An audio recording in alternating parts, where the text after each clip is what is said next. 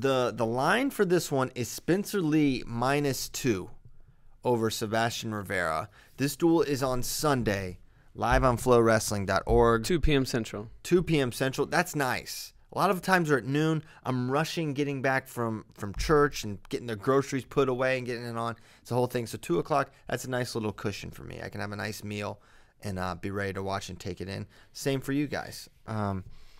So for this one, what do we? I think Spencer covers this. I think I got Spencer by more than 2 points. Man, I really think Rivera can do it again. Oh, I do too. Like I'd not like the majority of wrestling fans, at least on social media, from what I've seen, that just like throw out that Midlands result because that's what like everyone is doing. Man,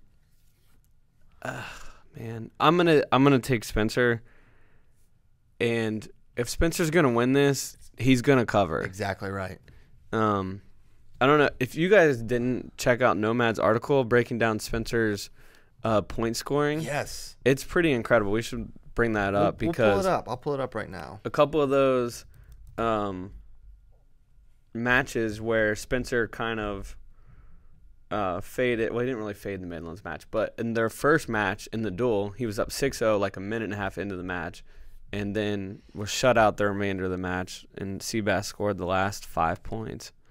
So we know he's a fast starter, but in first period he's averaging 7.9 points per match. In the second, 2.3, and in the third, 1.3. Now, the third is a little misleading because he's rarely in it, right? Most of his matches have not made it to the third period.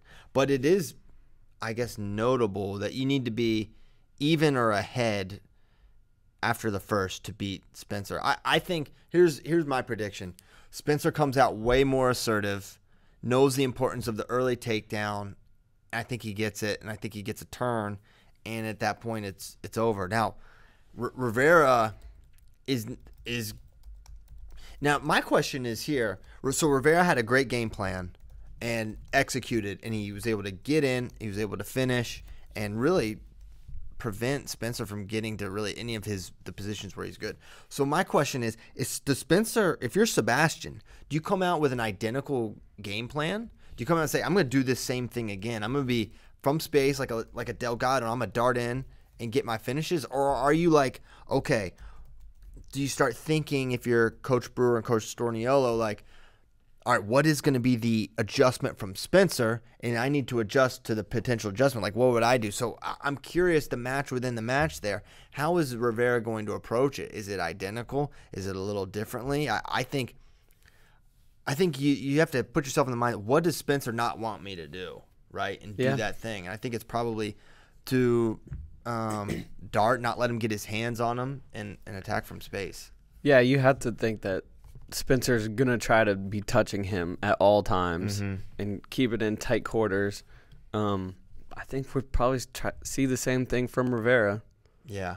And I wonder if almost like a DeSanto, just like so forward that the guy's not going to get the shots off it in the right timing. And then, I mean, Spencer is scoring a lot of counters. His takedown against Russell, I'm pretty sure, was not. He didn't touch a leg once against Russell. It was all counter.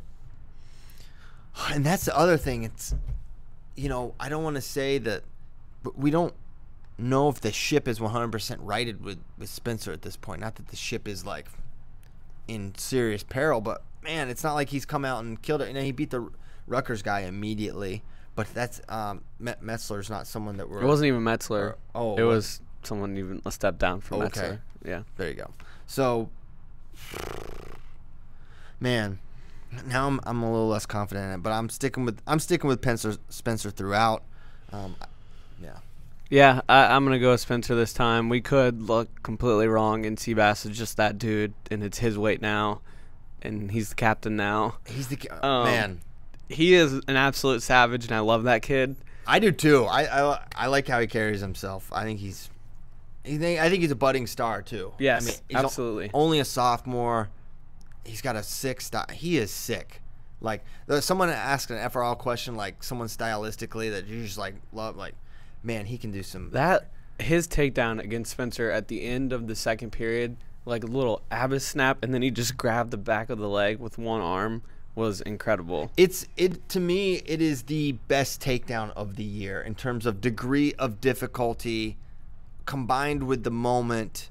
It's like that's the takedown of the year, and I don't think you can convince me. That put it out of reach. So he goes Abyss snap, catches the foot, One hand, just like grabs it, then but to finish it, isn't that when he has to go? Yes, that's when he threw the boot in. So then that's when he ends up in the Wizard seatbelt and has to throw the boot in. Like every aspect of that was so difficult. What's interesting about that, and Bader brought this up because he did a little highlight of all three of their matches.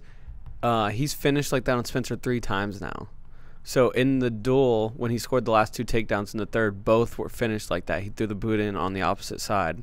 And then now in the duel, or in Midland's finals. And now is he in the seatbelt or is he in the Wizard there? So I'm trying to remember. Spencer's like a big. Spencer's Wizard. I believe really good. in the Midlands. It was seatbelt. Yes. I think it's from a seatbelt.